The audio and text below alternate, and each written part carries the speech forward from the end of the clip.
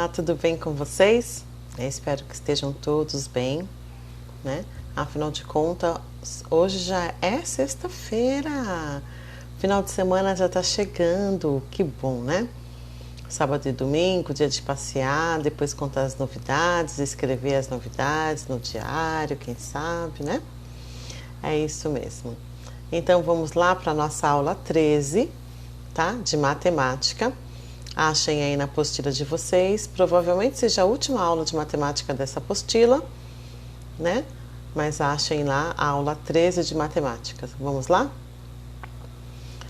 Acharam? Muito bem. Em matemática, nas últimas aulas, nós temos ouvido aqui da professora e visto na apostila o tema sobre grandezas e medidas. Medidas de capacidade, medidas de volume, medidas de comprimento, medidas de tempo, né? E então a gente tem estudado, né, um pouco sobre as medidas, né? Quanto ml a gente precisa para encher uma piscina, né? Se não me engano, que a gente deu quantos litros, né? Era necessários para encher uma piscina através do balde lá. Quantos ml eu preciso para encher uma garrafa, não foi? Né? Então a gente viu lá as medidas de volume, né, de capacidade, que era o litro e o ml. Muito bem.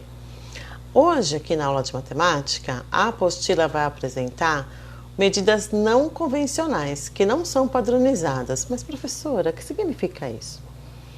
Quando uma medida é padronizada, ela é válida no mundo inteiro. Então, se eu chegar lá nos Estados Unidos e falar assim, eu quero uma dúzia de bananas, lógico que eu vou ter que falar inglês, né? Eles sabem o que é. Se eu falar, eu quero 1 metro de tecido, eles sabem o que é 1 metro, porque são medidas padrões que em todo lugar é utilizado. Hoje aqui, na matemática, ele veio falar sobre medidas não padronizadas, que não tem padrão, que os padrões podem variar, os padrões não são exatos, certos, corretos ali, tá bom? Vamos ver aqui o que ele traz, ó. Então ele vai falar aqui sobre as medidas padronizadas, as medidas não padronizadas, e ele vai aqui já para o exemplo. Por exemplo, o palmo é uma medida que não é padronizada. Eu posso medir, se vocês pegarem aí a mãozinha de vocês e forem medir o celular, vamos ver, ó. Aqui está o celular da professora. Eu vou pegar a minha mão, que é um palmo, do dedão até o mindinho, não tem praticamente um palmo. Será que o celular de vocês também vocês conseguem medir e vai dar a mesma coisa, né? Então, o palmo vai depender do crescimento. Um palmo de uma criança é de um jeito, o palmo de um adulto é de outro.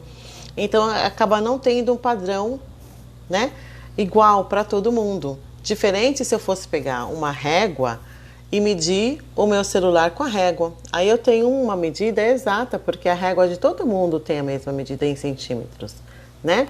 Então aqui são algumas medidas que não são padronizadas. O palmo, passos, né?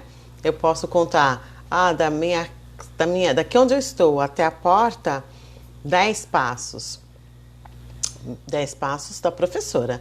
Agora, se fossem vocês, pode ser que seriam 12, pode ser que seriam 13, vai depender do tamanho do pezinho, da perna da pessoa, né?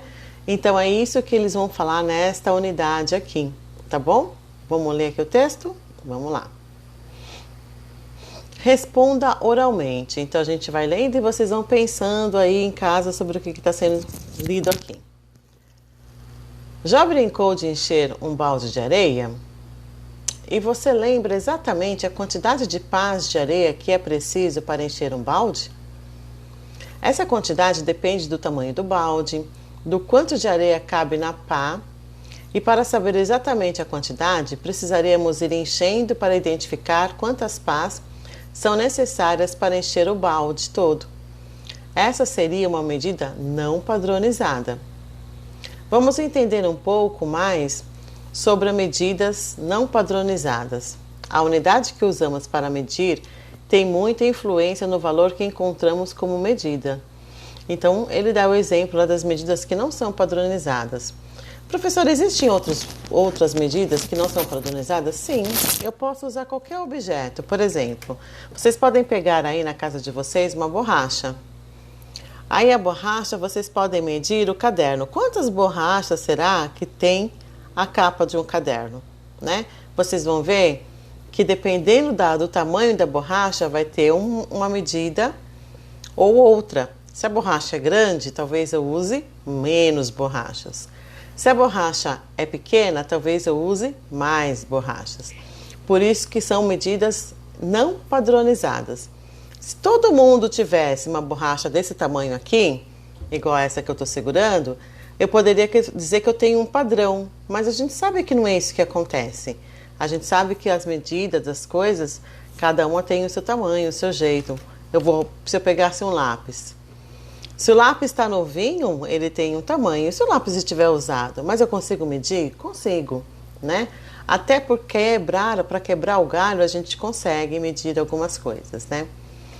Agora, vamos lá então para as atividades. Então, essas medidas são não padronizadas, são medidas que a gente usa como, vamos dizer assim, como quebra-galho às vezes, como auxiliar, né, às vezes, do que eu preciso fazer. Se eu quero rapidinho falar assim, nossa, eu preciso comprar uma estante para minha sala e eu não tenho o tamanho, né? Não tenho a fita, o metro para poder medir.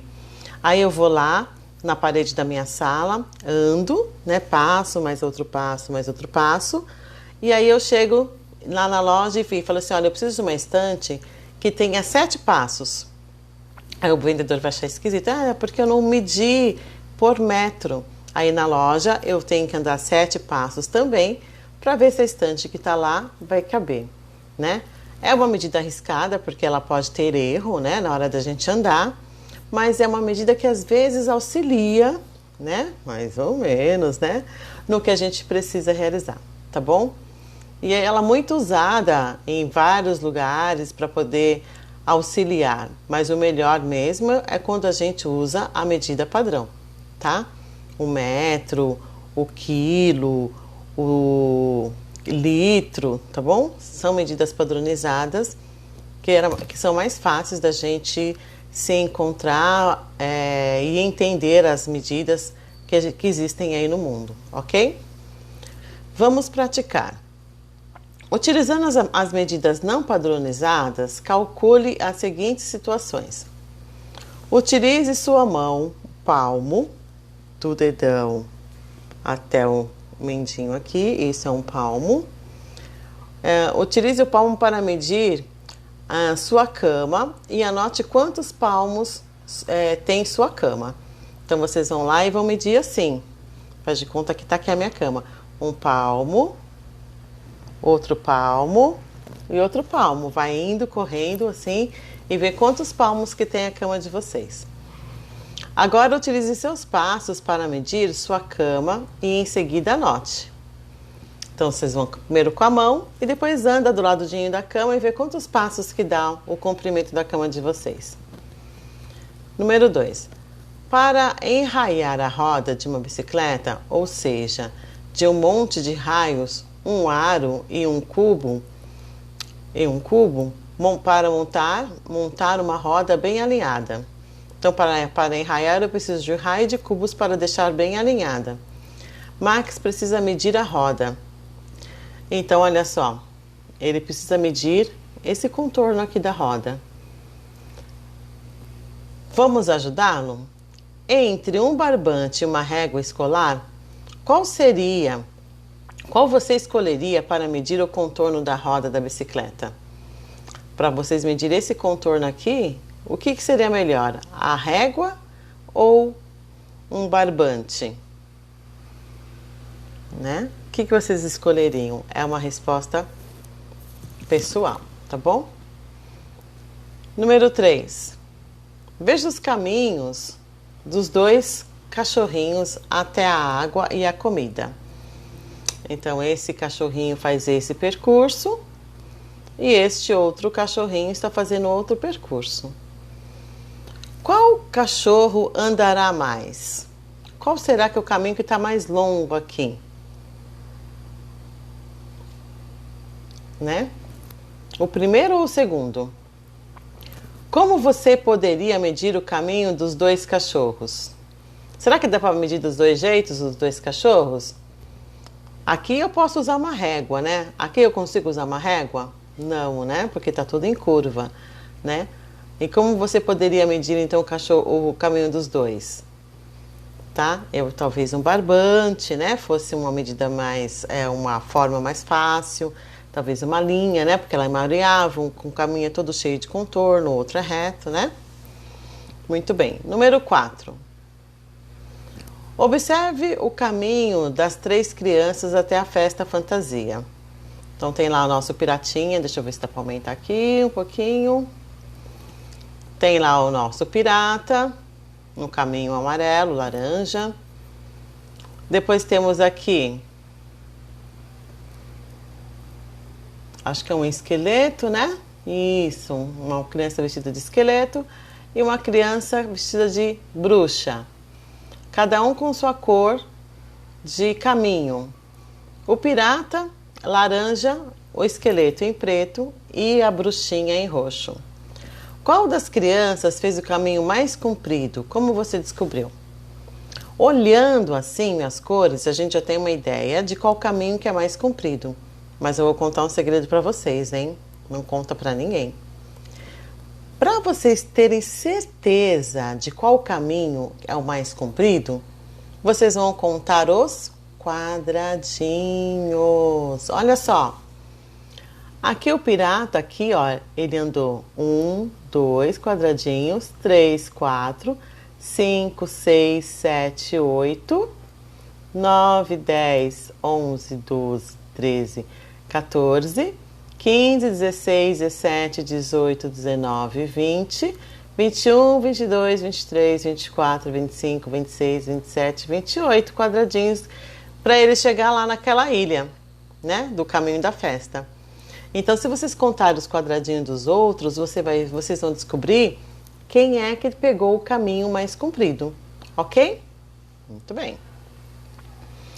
Agora aqui.